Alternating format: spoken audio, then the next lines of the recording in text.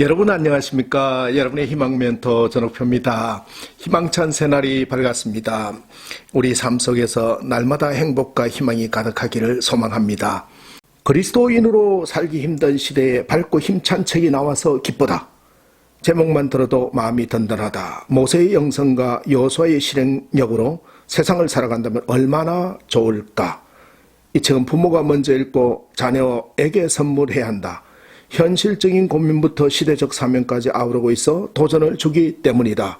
우리 아이들도 모세와 여호수아처럼 키우는 게 부모로서 소명이 아닐까 싶다. 분당 우리 교회 담임 목사 이찬수. 여러분, 이 기라성 같은 분들의 추천과 찬사를 받으면서 쓴 책, 이 모세처럼 기도하고 여호수아처럼 실행하라. 이 책 한 번씩 보셨습니까? 정말로 눈물 흘리면서 기도하면서 쓴 책입니다.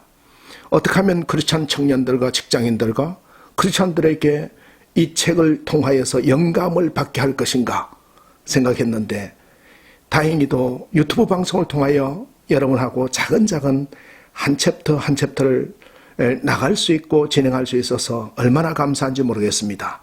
오늘 그 제1강 부분, 모세처럼 기도하고 여호수아처럼 실행하라는 이 주제에 대하여 같이 나누도록 하겠습니다.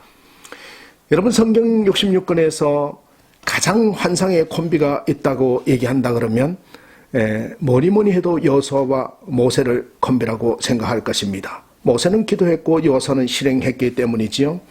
신앙생활의 핵심 키워드 두 가지를 덜라고 얘기한다 그러면 기도와 실행이라고 할 수 있겠지요. 기도와 실행.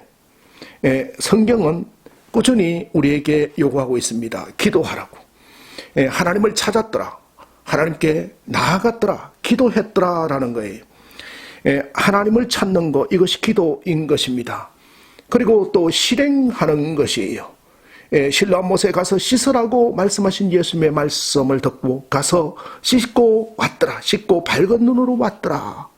날 때부터 소경된 자가 예수님의 말씀을 듣고 가서 씻고 왔더라 라는 부분에서는 결국 동사형으로 움직였던 실행이 뒷받침됐을 때 믿음의 능력이 증거되었다라는 걸 볼 수가 있는 것이지요. 사랑하는 시청자 여러분, 성경 66권에서 일어나라라는 말이 618번 나옵니다.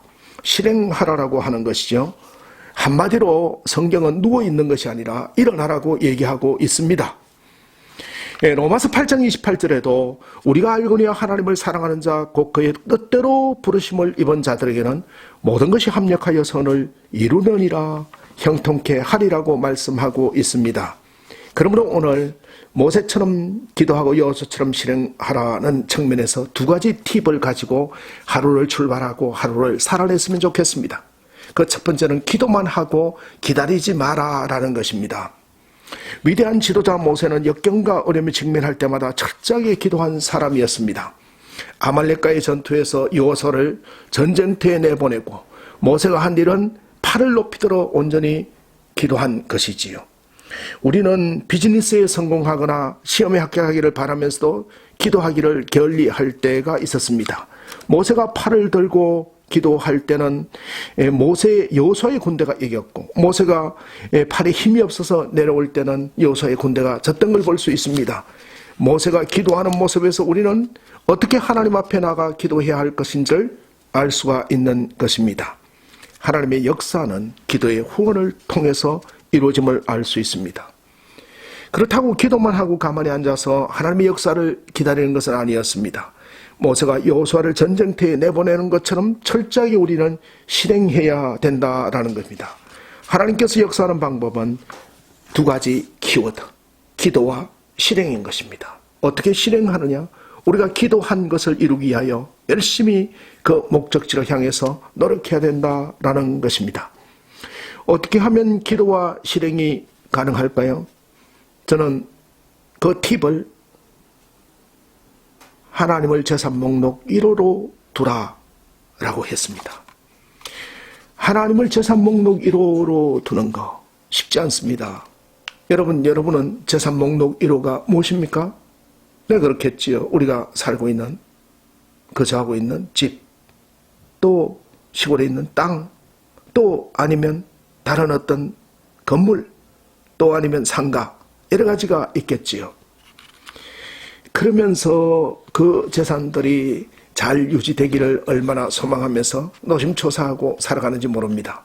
그러나 여러분, 우리가 진정으로 놓치지 말아야 될 것은 모든 면에서 진정한 실력은 바로 재산 목록 1호가 여호와 하나님이라는 걸 기억하는 것, 이것이 중요한 것 같습니다.